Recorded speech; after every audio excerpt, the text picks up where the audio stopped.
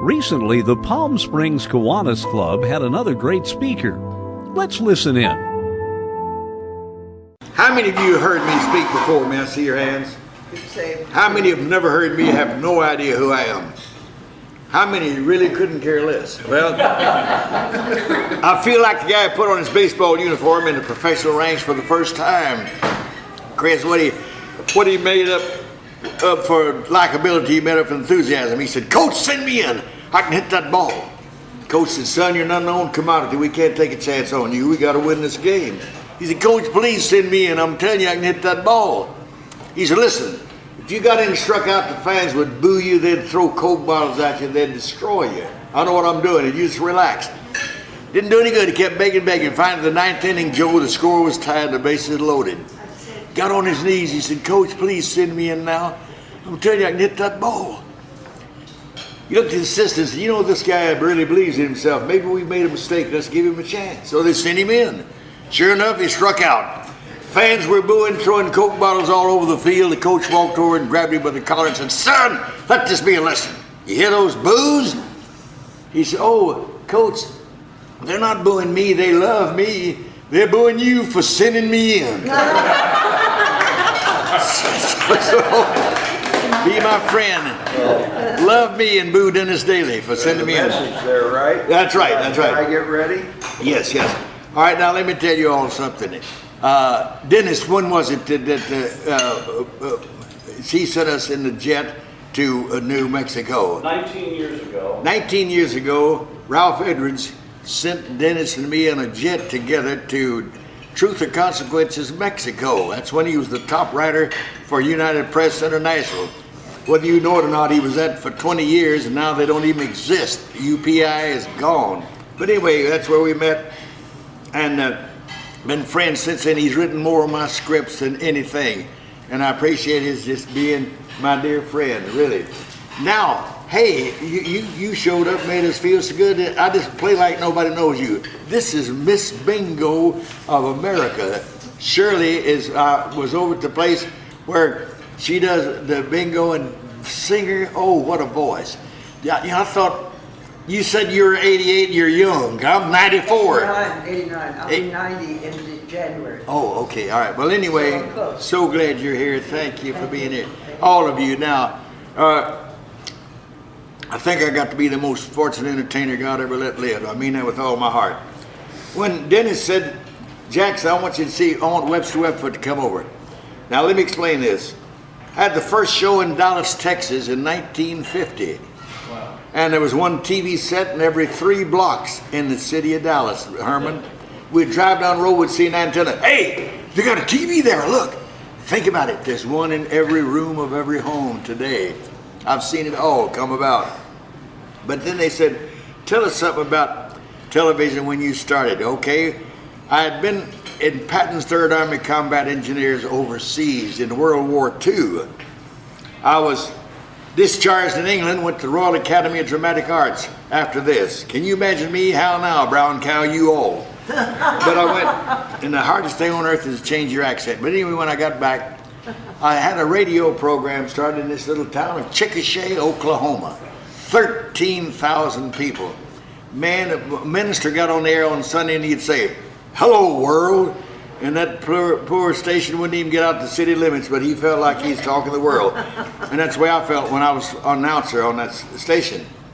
I asked the owner if I could do a program with using a little duck voice that I had practiced doing when I was a boy. And he said, "Yeah." So I started doing a disc jockey program. Now you'll pretend now that here is the microphone, and I'm going to move offside. Like when someone comes in, I'd say, "Oh, there's a little guy here at the front office. Hey, come on in the door, son." I'd move over and say, "All right, I'll be right here." And then I'd say, "Come in, come over here. What is your name?" And, okay, we started pretending that I was doing a disc jockey show, playing records and things. Spike Jones was this little guy's favorite. So finally, my aunt came up from San Antonio, Texas, and heard me on the air. And she said, "Why don't we get the name for that little duck?" I said, "I want to." So she said, I'll get back to San Antonio and I'll write you a name. So she got back, she said a name, Wally Webfoot. And when she got there, my mother was helping me with everything I did. And so I tried to say Wally Webfoot, and I couldn't say Wally. Mom said, can you say Webster? I said, Webster. She said, that's it, Webster Webfoot. Webster Webfoot. Now at 94, it's getting a little difficult to do that, but this is 50-something years ago. All right. Anyway, we named him, and then I started, when I went to Dallas, Texas, they said, you're going to be our first television show for children. I said, what? I said, I'm no ventriloquist. I had a little duck, but I said, I move my mouth more for talking like a duck than I do myself. And they said, try it. Well, anyway, my little niece, 3 years old, I came back from the radio station and had Webster in a box, this little duck. Here he is. You guys have got the flyers, don't you already? So I took him out of the box and I was talking. Yeah, they got to have one of those. And she would just, every time Webster talked, she'd look at the duck. And finally I said, Patty, look at me. I said, I'm doing, Webster's not real, he just play like. And she said, what? She's only 3. And I said, yeah, look, watch me. Webster? And as soon as I did this, she looked over at Webster. And I said, no, wait. Patty, look at me. Watch my mouth. Webster? What? It meant nothing. She kept looking over Webster. So finally I thought, what's wrong with this little kid? Finally, I put him back in the box. Later she came in and she said, Uncle Jimmy, would you get little Webster out of the box? He won't talk without your being there. And I thought, my land, now. In Today Ventriloquism, you see Tony Fader and all the others, the little girl that just won the $1 million in Vegas. All of them talk without moving their mouths. That's the key to ventriloquism. And so with little Webster, I moved my mouth more talking for him than I did on my own. But I realized as anything I said, I looked at Webster and everybody would look at him. I'd say, Webster, what's the matter with you? Are you upset? Oh, well, I'm sorry, Webster. And they'd always ask me, how does he move his eyes? He doesn't move his eyes, that's me. But anyway, I realized then to let little Webster Webfoot, this duck that you see here, let him always be 3 years old and understand anything that a little 3-year-old child would say. That was my TV show. Had children on the show, live children. Now, I go back to 1950. I had about 10 to 12 children on the show with me every day, and we were doing everything live. The parents would come in, and I'd let them come in the studio with me, but I realized as soon as the audience was, the parents stayed there, the children on the show would look at their mom and dad and see what they should be saying. So I said, okay, it won't work. So let's keep them outside. I'd keep the parents outside, but have the children on 2 rows on a little bleachers type thing were there. Everything, remember, is live. The first day of my show, we were sitting there and the little boy on the end of the first row had his hand up, and I said, what is it, son? He said, Uncle Jimmy, I want to pee. And I said, ah! And the audience, you could hear him a block away through those walls laughing. And I said, well, go on out there, and when you're through, come on back. The strange thing, the director had him follow this little boy holding his pants in the front, the audience screaming outside. Not one child in the studio bleachers would change anything. No, they didn't laugh. They thought that little boy's getting permission to leave. He didn't just get up and walk out. So it wasn't funny to them. They thought it was a real good thing that he did. He was very, very nice. And I thought, golly, this is great, because to show how the children will say anything that they think's right and keep going. Came back in, did our show. Now, the second show we had, I watched the children when they came in, and one of the boys was limping when he came in. I thought, I can't ask him what happened to his leg, because that's no telling what happened. We sat down, we did all of our talk beforehand, And I said, be sure and talk to Webster now because he's the star. And they'd say, okay, they couldn't wait to have him. I brought him out just before the show started.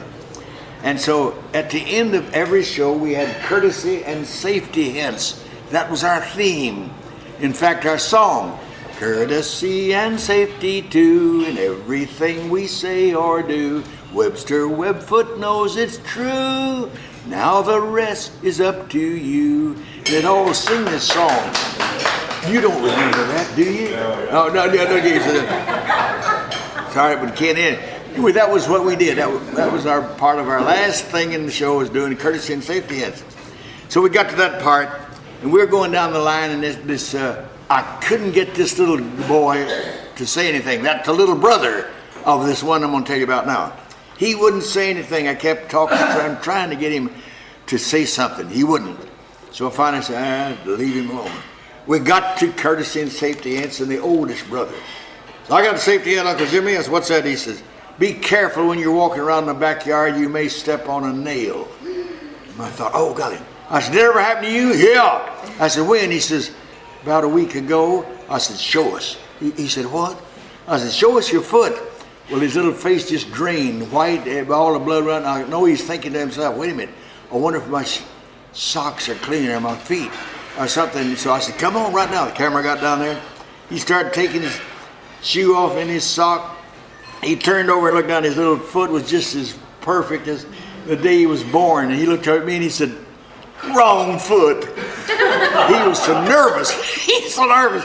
He had the wrong shoe off. And then his little brother said, what's the matter with you? I was the Lone Ranger and you were Tonto. You were walking in the backyard. I told you to watch out for that nail. He came to life and he just going like everything. So the show was almost over and I just waved at the stage manager and I said, stay with him right there. So we closed the show as this little boy was trying to show that Tonto and he were the great stars of the program. Live television was so important in those days, it's unbelievable. We used to look at a camera, we'd wait, we start on the air, and if a person was, even a newsman, they'd say, here he is, Bill Smith with the news. They'd point to this guy and he'd go, waiting for light to come on or something. The funniest thing I saw him, finally they'd get, and he'd say, yeah, good afternoon. And we just said, golly, today with kinescope and all the stuff that they do like this, they can just immediately cut anything, doesn't make any difference. Television could be the greatest media that was ever designed. Instead, we've destroyed America with it. And we used to have programs that were so important. I watch a thing now in Los Angeles. Of course, I have it anywhere, but one big one that we have is called Me TV. And this is a cable group, and they talk about Bonanza, all the old shows, Howdy Doody. I mean, you go back to the 50s, and those are on Me TV. It is one of the most highly rated shows there is, and people don't even realize it because it's cable. Today, they pull the gamut.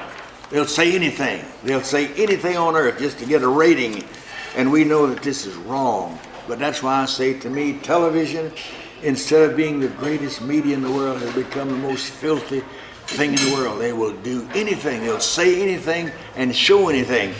If you, for instance, let's say that the KIWANIans are going to put on a baseball program. They're going to have a program out here, and the TV should be cover it. Well, they won't pay attention to it, and then someone called the TV and says, the terrorists just came out here and they've shot one boy out in center field of our ball game. They'll come out there like a bunch of rats to watch it. Where is it? Well, we just wanted you to sit here and make a film. What we got? Good idea. They'll do it. He said, good idea. We're going to do that at the next baseball. But I'm serious. They'll promote anything on earth that you think is bad because they say this is what they want to see. I don't believe this. I don't believe it. But anyway, that's the way it's looking. Now, Jerry Ann, bless your heart, she gave me just a check over here made out the Center for Youth Patriotism. Let me explain this real quickly. I did the presentation of the flag. Where I start, you've heard me, you guys have heard me do it so many times. I am the flag of the United States of America, conceived in the dreams of liberty and the hopes of freedom. I was designed by the hands of Betsy Ross, and her sewing basket was my cradle. Go on through everything to the very end when I say, history will never write my obituary, for I am the stars and stripes forever. I'm Old Glory. I'm your flag. I am you. Done this now from one end of the country to the other. Everybody wants me to do it and appreciate it so much. I mentioned this to the little Burbank Middle School where I live. And I told these young people, I said, I was in Patton's 3rd Army Combat Engineers. We liberated Booking Wall, concentration camp. Little boy in the back room said, that never happened. And I just looked out and said, don't say that, I was there. And he just backed up against the wall. Later I talked to the largest service club in Long Beach. Mentioned this, the little man came out of the audience with a yarmulke on the back of his head. He said, Jimmy, I'm Rabbi Kane. I was at Booking Wall, concentration camp. And I said, God, we stood there hugging, crying in the middle of the room. Later they had a program called Survivor of the Holocaust. He said, Jimmy's the reason I'm here today. I said, don't say that, Rabbi. But it did make me feel good, and that's when I called that fellow sitting right there. I said, Dennis, what's happening to our country today? He said, what do you mean? I told him about the little middle school and about Rabbi Kane. He said, Jimmy, you've got to get a little 501c3 nonprofit corporation and talk to schools about America. I said, I've got a what? You got to get a little 501c3 nonprofit corporation and talk to schools. I said, what are you talking about? He tried to explain this to me, what a 501c3 nonprofit corporation was, Chris. I said, I don't know what you're talking about. He said, don't worry about it. I'll take care of it. And I thought, well, kiss my ass, foot. Just because I don't know what a 501c3 nonprofit corporation is, don't make a fool out of me, but it didn't stop him. He kept going. A year and a half later, the IRS in Washington, the California state legislature gave me a 501c3 nonprofit corporation called the Center for Youth Patriotism. These are that man's words. Mission statement: to instill in California youth a sense of civic, nonpartisan pride and a better understanding of our common heritage through the use of visual and non-visual programs and personal appearances. I thought, Dennis, I could go to schools now. He said, that's right. They don't have to worry about anything. Don't ask for anything. Just go talk about America. I started going to schools, but always closed, holding hands in prayer. And the teacher said, you're doing things we can't do. But I said, well, that's all right. They didn't stop me. Then finally someone said, you ought to talk to police students, the cadets. And he said, these are people that go into a local police department and say, I want to be a cadet. And then they go through 18 weeks of training and all this and other. Okay, so I went and started going with them. And I found, and then fire departments, they call themselves explorers. I kept expanding things. And now here, as I told Jerry Ann, she gave me a check, just bless her heart, she does this all the time. Center for Youth Patriotism, put this in your little account, it's 100% deductible. It's my check here for her, God love you. Thanks so much, Jerry Ann. But now, to think that I have one fella in Long Beach, you don't know exactly, one fella in Long Beach, his mother is in charge of the Arthritis Foundation in Long Beach. It's the most up-to-date nonprofit 501c3 corporation in California. They've got things listed for it as being a top thing. Her son is president of our little corporation, Center for Youth Patriotism, and he wrote me a note, and he said, Jimmy, you send special notes to the donors, which Jerry Ann will get these all the time, send them out. Every time I speak somewhere, I'll send a little, say, hey, and like this, I'll say, I climbed in my little Scion and pulled out of the driveway, and 30 minutes later, I was pulling into the police station in Hollywood, where I was met by, and so-and-so, and I named these different people and what we're doing. He said, these are always interesting. It's good what you're doing, but he said, if you were to make videos and then tell us what you do, so we don't see you, but if you'll make a video of one thing, little points that you make to the students, then we'll pretend that we're there with you when you're talking to them. It will mean more than anything. I mentioned it to somebody and they said, oh, Jimmy, it's a great idea. He said, I like the one about the little mouse. So the first one I'm going to be doing after this, let me tell you this, I say, donors, yeah, I love it when I talk to students. I tell them, I say, you know, scientists take a little mouse.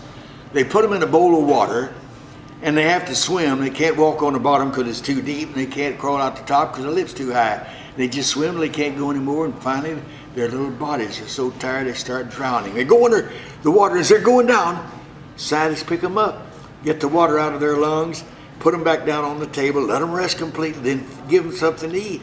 I said, the students are horrified when I say the scientists take the little mouse, put him back in that same bowl of water, and they say, no. I said, I'm going to ask you something, young leaders of tomorrow. He's already died once. How long is he going to swim this time? Half as long, or twice as long? And I said, many will scream out, twice as long. And I said, no, he'll swim slightly more than half as long. Because he said, as soon as I quit swimming, these jerks will get me out of the water.